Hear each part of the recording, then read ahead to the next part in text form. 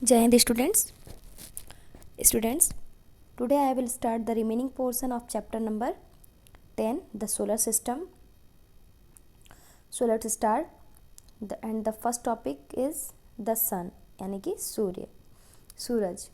The sun is also a star. सूर्य भी एक तारा है. In fact, the sun is the star closest to the earth. वास्तव में सूर्य पृथ्वी के सबसे निकट का तारा है. It gives us heat and light. यह हमें गर्मी और प्रकाश देता है.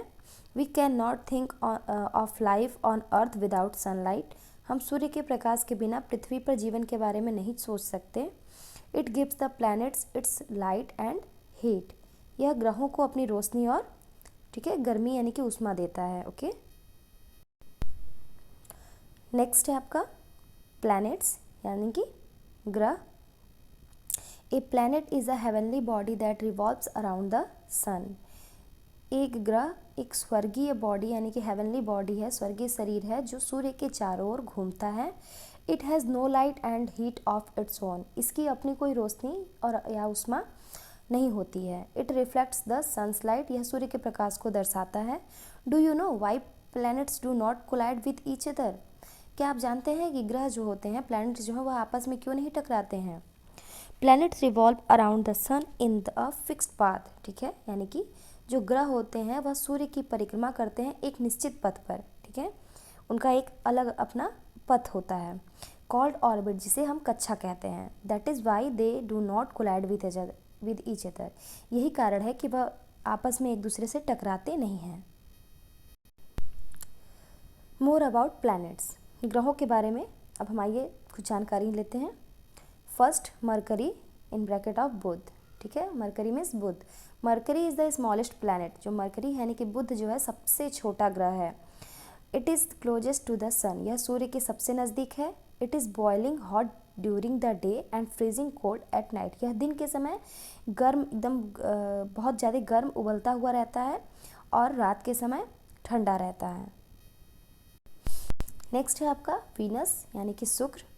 Venus is also called the Earth's twin. ठीक है, जो वीनस है यानी कि शुक्र को पृथ्वी का ट्विन यानी कि जुड़वा भी कहते हैं, जुड़वा ग्रह भी कहा जाता है. It is the second planet from the sun. यह सूर्य से दूसरा ग्रह है. It is the brightest and hottest planet. ठीक, यह बहुत ही चमकीला और गर्म ग्रह है. It is called the morning और the evening star as it is seen as dawn और डस्क. ठीक है, इसे सुबह या शाम का तारा भी कहा जाता है क्योंकि यह सुबह या शाम को देखा जाता है. ठीक है, इसे शाम का तारा या फिर भोर का तारा भी कहते हैं. नेक्स्ट है आपका अर्थ यानी कि पृथ्वी. The earth is the third planet from the sun. जो पृथ्वी है सूर्य से आने वाला तीसरा ग्रह है. It is so far the only planet where life has been found. यह एकमात्र ऐसा ग्रह है जहाँ पर जीवन पाया गया है. It is also called the blue planet. इसे नीला ग्रह भी कहा जाता है because 70% of earth surface is covered with water. क्योंकि पृथ्वी का लगभग 70% हिस्सा पानी से ढका है. नेक्स्ट है आपका मार्स प्लैनेट यानी कि मंगल ग्रह. Mars is the fourth planet from the sun. Mangal सूर्य से चौथा ग्रह है. It is covered with red dust oil and rocks. यह लाल धूल मिट्टी और चट्टानों से ढका है. Therefore it is called the red planet. इसीलिए मंगल ग्रह को क्या कहा जाता है, लाल ग्रह भी कहा जाता है. It's name comes from the Roman God of war Mars. ठीक है, इसका नाम ठीक है रोमन गॉड के नाम पर रखा गया है. ठीक है, रोमन गॉड ऑफ वॉर पे रखा गया है मार्स. ओके. नेक्स्ट है आपका जुपिटर यानी कि Brihaspati. Jupiter is the fifth and the largest planet from the sun.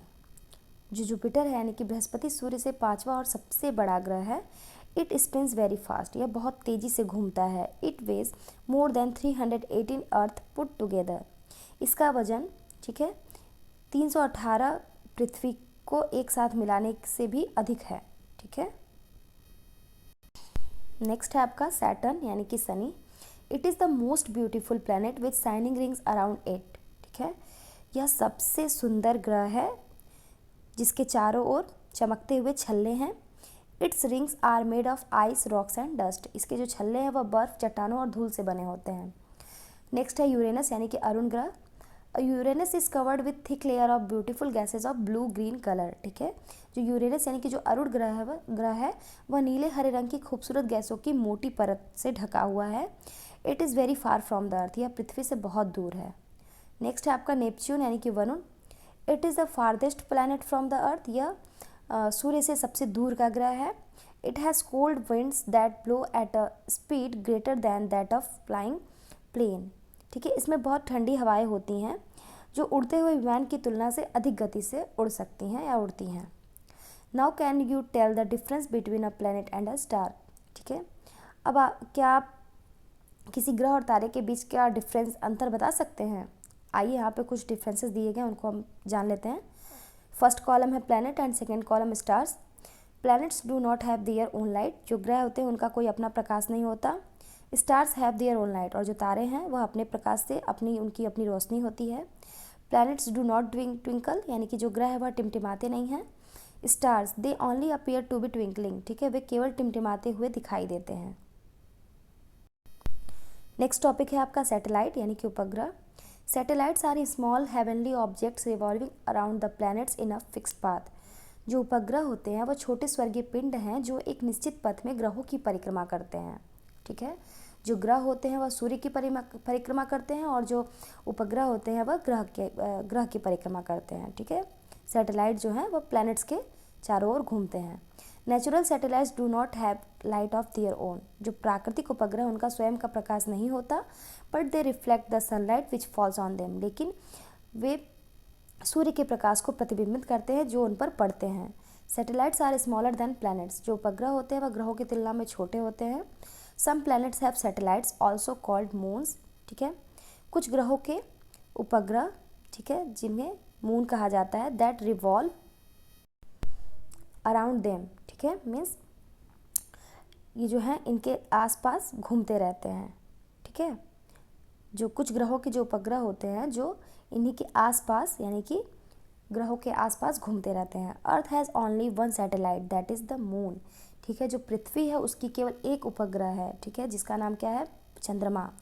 Where as Jupiter has the maximum number of moons which is 63, जबकि जो आपका जुपिटर यानी कि बृहस्पति है उसकी जो चंद्रमा की अधिकतम संख्या है वह 63, ठीक है, यानी कि उसके उपग्रहों की संख्या 63 है। Satellites are of two types, जो उपग्रह हैं वो दो प्रकार के होते हैं। फर्स्ट नेचुरल सैटेलाइट यानी कि प्राकृतिक उपग्रह, and second manmade or artificial satellite यानी कि मानव निर्मित या कृत्रिम उपग्रह। Moon is the natural satellite of the Earth, जो चंद्रमा है वह पृथ्वी का प्राकृतिक उपग्रह है। Artificial satellites are the scientific machines made by humans, जो कृत्रिम उपग्रह है वो मानव द्वारा बनाई जाने वाली वैज्ञानिक मशीनें हैं। They are sent into space to study the scientific facts, उन्हें वैज्ञानिक तथ्यों का अध्ययन करने के लिए अंतरिक्ष में भेजा जाता है। फॉर एग्जाम्पल इनसैट फर्स्ट है, इनसैट फोर्थ भी, ETC, ठीक है। यहाँ पे एग्जाम्पल में आपको कुछ आर्टिफिशियल सैटेलाइट के नेम दिए गए हैं, जैसे इनसैट फर्स्ट है, इनसैट फोर्थ भी। Aryabhata, Bhaskara first, IRS first A are some artificial satellites launched by India. Means Bharat में जो लॉन्च हुए हैं, भारत द्वारा लॉन्च किए गए कुछ कृत्रिम उपग्रह जैसे कि भास्करा फर्स्ट, आर्यभट्ट और IRS फर्स्ट ए है, okay. Some artificial satellites provides us weather information and communication services, ठीक है। कुछ कृत्रिम उपग्रह हमें मौसम की जानकारी और जो आपके संचार की जो सेवाएं हैं उनको देते हैं, प्रदान करते हैं। नेक्स्ट टॉपिक है आपका द सोलर सिस्टम यानी कि सौर मंडल। The sun is in the centre of the solar system, जो सूर्य होता है वह सौर मंडल के केंद्र में है। The sun and the 8 planets with their satellites revolving around the sun in fixed orbits, comets and meteoroids make up the solar system, ठीक है। सूर्य और 8 ग्रह अपने उपग्रहों के साथ सूर्य की परिक्रमा करते हुए निश्चित कक्षाओं, धूमकेतु और उल्कापिंडों में सौरमंडल बनाते हैं, okay. Next, we can see some planets with our naked eyes, for example Venus. हम कुछ ग्रहों को नग्न आँखों से देख सकते हैं, जैसे कि वीनस यानी कि शुक्र। Otherwise an instrument called the telescope is needed to see these heavenly objects, ठीक है। अन्यथा इन स्वर्गीय वस्तुओं यानी कि इन हेवनली पिंडों को देखने के लिए एक दूरबीन नामक एक उपकरण की आवश्यकता होती है।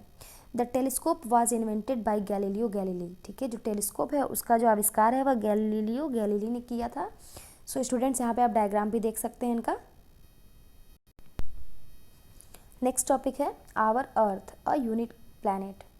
हमारी पृथ्वी एक अनोखा ग्रह, ठीक है। यूनिक प्लैनेट मीन्स अनोखा ग्रह। Our planet Earth has living beings, land, water, hills, mountains, plains etc। हमारे ग्रह पृथ्वी में जीवित प्राणी, भूमि, पानी, पहाड़, मैदान आदि हैं।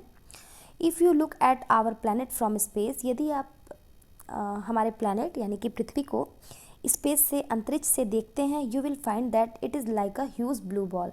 तो आप पाएंगे कि यह एक विशाल नीली गेंद की तरह है। But it was not like this before, लेकिन पहले ऐसा नहीं था। Earlier it was a huge ball of dust and hot gases which kept on spinning. इससे पहले यह धूल और गर्म गैसों की एक विशाल गेंद थी जो कि घूमती रहती थी। As it spun its outer surface become cold and hard, ठीक है। जैसे जैसे यह घूमता गया उसकी बाहरी जो सतह है ठंडी और सख्त होती गई। This cold and hard outer layer is called the earth crust, ठीक है। इसकी जो ठंडी और कठोर बाहरी परत है उसी को पृथ्वी की परत यानी कि पृथ्वी की पपड़ी कहा जाता है।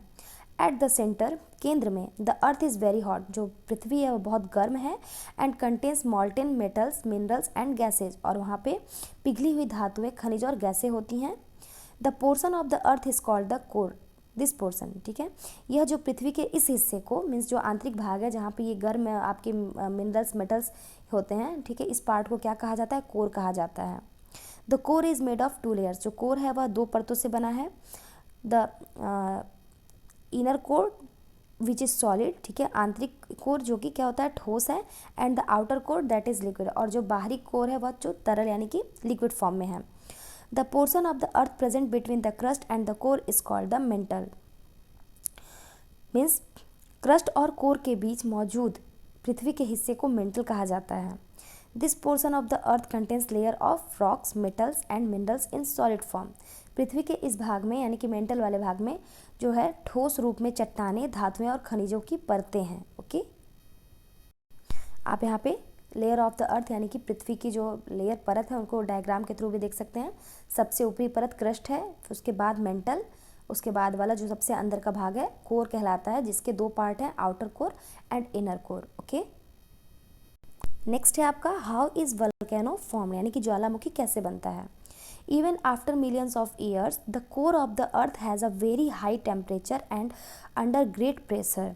लाखों वर्षों के बाद भी जो पृथ्वी के कोर का जो तापमान है वह बहुत अधिक है और बड़े दबाव में है। The hot boiling gases and liquids in the core push against the outer crust, ठीक है। कोर में जो गर्म उबलती गैसें हैं और जो तरल पदार्थ है वह जो बाहरी पपड़ी है उनके खिलाफ वो धक्का देती है, उनको प्रेशर बनाती है उन पर, ठीक है, उनको आगे की ओर धकेलती हैं।